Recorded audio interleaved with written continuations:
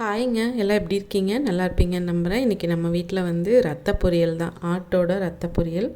நிறைய பேர்த்துக்கு பிடிக்காமல் இருக்கலாம், பார்த்த பயமாக இருக்கலாம். ஆனால் வந்து இங்கே நம்ம வீட்டில் செய்வாங்க. இது ஆடு வந்து இந்த 1 கப்பு அந்த மாதிரி ஊற்றி வாங்கி அவங்களே வந்து மட்டன் ஷாப்லேயே உப்பெல்லாம் போட்டு வச்சுருவாங்க. நம்ம உப்பெல்லாம் போடக்கூடாது. ஆனால் நல்லா வாஷ் பண்ணிக்கணும். ஏன்னா அது ஆட்டோட முடியெல்லாம் இருக்கும். நல்லா வாஷ் பண்ணிட்டு இதுக்கு வந்து நிறைய இன்க்ரீடியன்ட்ஸ் எதுவும் தேவையில்லைங்க. நம்மளாம் சின்ன வெங்காயம் நிறையா போடுவாங்க. இங்கே வந்து கொஞ்சம் இனிப்பு அடிக்கிற மாதிரி இருக்கும் அப்படின்னு சொல்லுவாங்கன்னு கம்மியாக போட்டிருக்கேன். சின்ன வெங்காயம் ஒரு 10-20 சின்ன வெங்காயத்தை பொடியாக நறுக்கிட்டு, பச்சை மிளகா, இஞ்சி பூண்டு பேஸ்ட்டு, கருவேப்பிலை, இது எல்லாத்தையும் வந்து சோம்பு மட்டும் தேங்காய் எண்ணெய் ஊற்றி சோம்பு மட்டும் பொரிஞ்சதுக்கப்புறமா சின்ன வெங்காயம், தக்காளி, கருவேப்பிலை எல்லாம் போட்டுட்டு கொஞ்சமாக கரம் மசாலா, இது வந்து ஆப்ஷனல் தாங்க.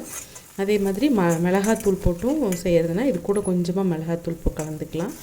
ஆனால் அந்த மாதிரி பண்ணதுக்கப்புறமா இதை வந்து அந்த 2 கப்பு மாதிரி கொடுக்குறாங்க, இல்லை 1 கப் மாதிரி கொடுக்குறாங்கன்னா நல்லா வாஷ் பண்ணிட்டு கை வச்சு உடச்சி விடுவாங்க. ஆனால் சிலருக்கு வந்து கை வச்சு பண்ணுறதுக்கு பிடிக்காது, அந்த மாதிரி இருக்கிறதுனால நான் அப்படியே தான் போட்டிருக்கேன். போட்டுட்டு நம்ம அந்த கரண்டிலேயே அந்த மாதிரி குத்தி குத்தி விட்டோம்னாலே கொஞ்சம் சின்ன சின்னதாக வந்துடும். அதாவது ஈரல் இருக்கும் இல்லையா, அந்த மாதிரி ஷேப்பில் பண்ணிட்டிங்கனாலே போதும்.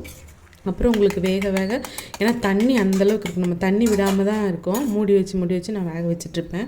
பார்த்திங்கன்னா அதிலிருந்து தண்ணி வந்து ரிலீஸ் ஆகும். அதனால் உங்களுக்கு வந்து நம்ம தண்ணியோ உப்போ எதுவுமே போட வேண்டாம். அப்படி பண்ணிங்கனாலே போதும். கொஞ்சம் ட்ரை ஆகணும். நான் இரும்பு கடாயில் தான் பண்ணுறேன். உங்களுக்கு இது வந்து ரொம்ப உடம்புக்கு, ஆட்டோட நிறைய பாகங்கள் வந்து உடம்புக்கு நல்லதுன்னு சொல்லுவாங்க இல்லையா, அந்த மாதிரி இது ரொம்ப உடம்புக்கு நல்லது. இந்த இரும்பு சத்து அந்த மாதிரி குறைவாக இருக்கிறவங்களுக்கெல்லாம் சாப்பிட சொல்லுவாங்க. அதனால் இதை வந்து செய்யறது ரொம்ப ஈஸி தான். தேங்காய் பூ போட்டு இருக்கிற மாதிரி தான் செய்வோம்.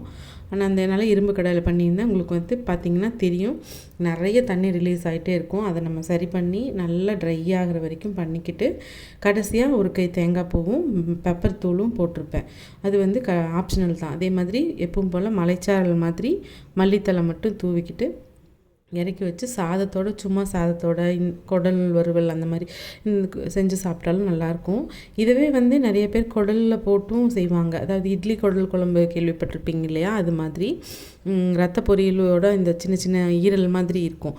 அந்த ஷேப்பில் கடைசியாக பண்ணிவிட்டு குடலோட கலந்து செய்வாங்க. இது தனியாக செஞ்சால் பொரியல் மாதிரி இருக்கும். ரொம்ப டேஸ்ட்டாகவும் இருக்கும், ரொம்ப உடம்புக்கும் நல்லதும் கூட. பார்த்திங்கன்னா தெரியும், நல்லா தண்ணி வற்றி இருக்குது. இன்னுமே நம்ம வந்து ட்ரை பண்ணுறதுனாலும் பண்ணிக்கலாம், நல்லா வற்றி கிடைக்கும். அதுக்கப்புறமா நம்ம மல்லித்தலை, பெப்பர் தூள், தேங்காய் பூ இதெல்லாம் போட்டு இறக்குறது தான்.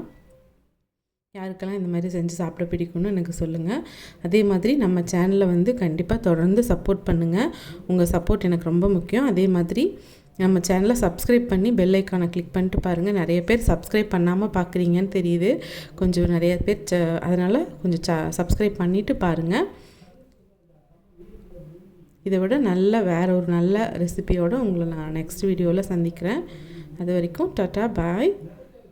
Thanks for வாட்சிங்க.